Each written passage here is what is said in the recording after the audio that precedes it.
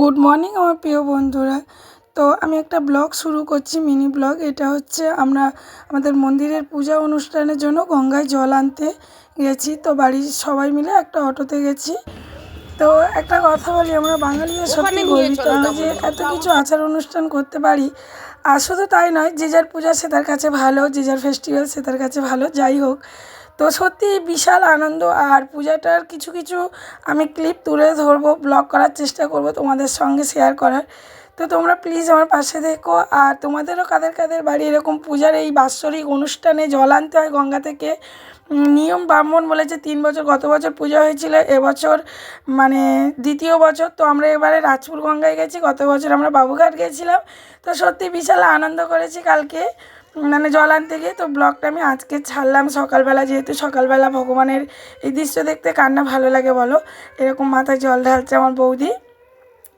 আর মানে কি বলবো, তোমাদের আনন্দে আর কি ভাষা আসছে না। তোমরা সবাই আমাদের পূজা অনুষ্ঠানে আসো আর আমাদের পূজা দেখো। আর সবথেকে বড় কথা হচ্ছে, তোমরা আমার পাশে না থাকলে আমি কিচ্ছু না। আর এই 2-3 দিন আমি ব্লগ দিতে পারছি না, কারণ ভিডিও ছাড়তে পারছি না। বাবুর তো নিয়ে বরানগর গেছিলাম, আর তোমাদের একটা পোস্ট দেখিয়েছিলাম। আর সত্যি কথা বলতে, আমি অ্যাম্বুলেন্স তো কোনো দিন উঠিনি, বাবু নিয়ে অ্যাম্বুলেন্সে আসতে হয়েছিলো। একটু শরীরটা খারাপ হয়েছে, মানে আমি নিজেই অসুস্থ হয়ে পড়েছিলাম, এত অসুস্থ কি বলবো। বমি টমি করে সে একাকার কাণ্ড। তারপর মাথা করে অ্যাম্বুলেন্স থেকে পড়েও যাচ্ছিলাম, যেহেতু অ্যাম্বুলেন্সের দরজা খুলে সামনের সিটে আমি যেতে যাচ্ছিলাম। তো যেতে গিয়ে হঠাৎ মানে পড়ে যাচ্ছিলাম। তো আবার ড্রাইভার দাদা এত ভালো, আমাকে ধরে সামনের সিটে বসায়। তো যাই হোক, সেই জন্য আমি কোনো ব্লগ বা ভিডিও কিছুই ছাড়তে পারিনি, রিলস বা পোস্ট।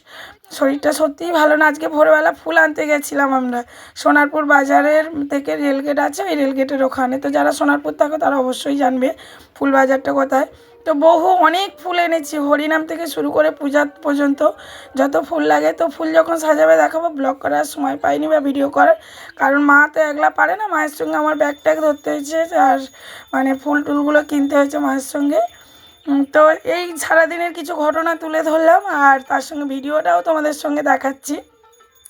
তো ভিডিওটা এই গঙ্গাবরণ, আমাদের গঙ্গাবরণ করতে হয়, কারণ কোনো শুভ অনুষ্ঠানে মা গঙ্গার সাক্ষী রাখতে হয়। আর গঙ্গার জলে তুলতে, আমাদের বিবাহ যখন হয় ঠিক এরকমভাবেই সকালবেলা সবাই স্নান করতে যায়, গঙ্গাবরণ করতে হয়, মা গঙ্গা সাক্ষী রেখে সব পুজো। আর এই হচ্ছে রাজপুর মন্দিরের ঠাকুর, ভিতরে ধোঁয়া হচ্ছিলো বলে একটু ঝাপসা এসছে। তো ঠিক আছে, ব্লগটা এখানে শেষ করছি। যে যেখানে থাকো ভালো থাকো, সুস্থ থাকো, আর আমার পাশেই থাকো। আমার ভিডিওটা কেমন লাগলো বলো।